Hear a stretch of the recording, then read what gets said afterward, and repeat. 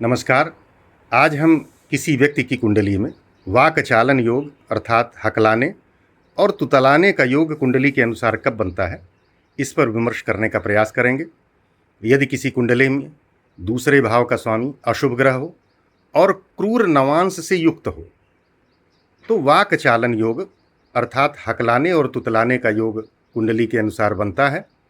इस योग से जातक हकलाने वाला और तुतलाने की स्थिति में रहता है। ज्योतिषीय दृष्टि से हकलाने और तुतलाने की समस्या मुख्य रूप से बुध ग्रह, चंद्रमा ग्रह और द्वितीय भाव की कमजोरी से संबंधित है। वैदिक ज्योतिष में वाणी का संबंध द्वितीय भाव और बुध ग्रह से होता है। इसके अतिरिक्त चंद्रमा जो मन और भावनाओं का कारक है, गुरु जो ज्ञान और उच्च विचार का कारक है और शनि जिससे विलंब और बाधा प्रतिबंधित होती है, यह तीनों ग्रह भी वाणी संबंधित समस्याओं को प्रभावित करते हैं। अब यदि कुंडली में बुध अशुभ स्थिति में है, अर्थात बुध यदि द्वितीय भाव, तृतीय भाव या पंचम में नीच राशि में अशुभ ग्रहों के साथ युति या दृष्टि में हो तो वाणी में रुकावट पैदा करता है। जैसे बुध यदि राहु के साथ युति करता है तो जातक को भ्रम और अस्थिरता उसके मन में बनी रहती है, जिसके कारण हकलाने की समस्या उत्पन्न हो सकती है। अब यदि कुंडली का द्वितीय भाव कमजोर है, अर्थात द्वितीय भाव में शनि, राहु या केतु जैसे पाप ग्रह उपस्थित हैं, तब भी वाणी दोष उत्पन्न होता है। और द्वितीय भाव का स्वामी यदि नीच राशि में हो या अशुभ ग्रहों से पीड़ित हो तो यह तुतलाने का कारण बन सकता है, क्योंकि द्वितीय भाव ही वाणी का कारक है और द्वितीय भाव से ही वाणी पर विचार किया जाता है। चंद्रमा मन का कारक है।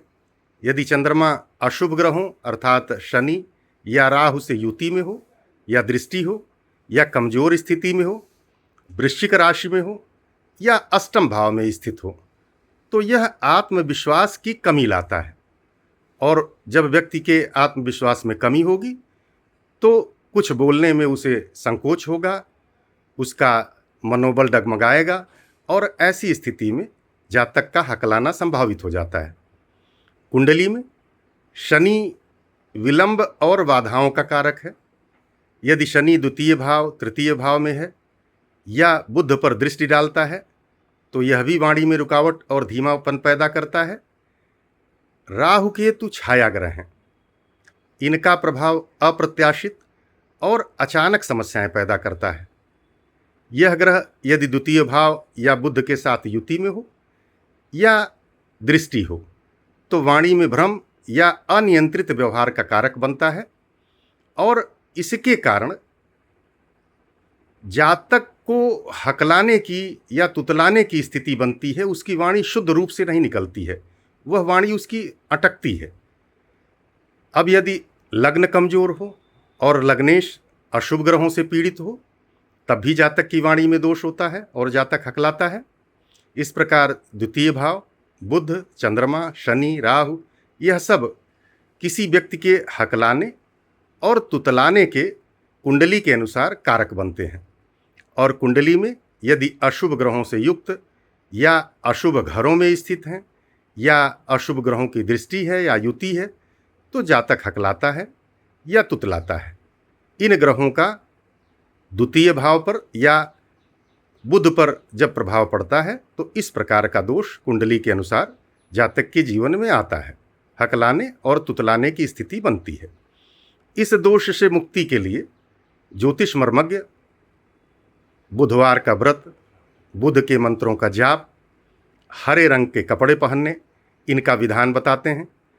यदि कुंडली में शनि अशुभ है तो शनि की शांति के लिए शनिवार का व्रत, शनि के मंत्रों का जाप, गरीबों की मदद करना चाहिए। इससे शनि का जो दोष है उसमें कुछ निवारण में सुविधा मिलती है और उसका निवारण होता है।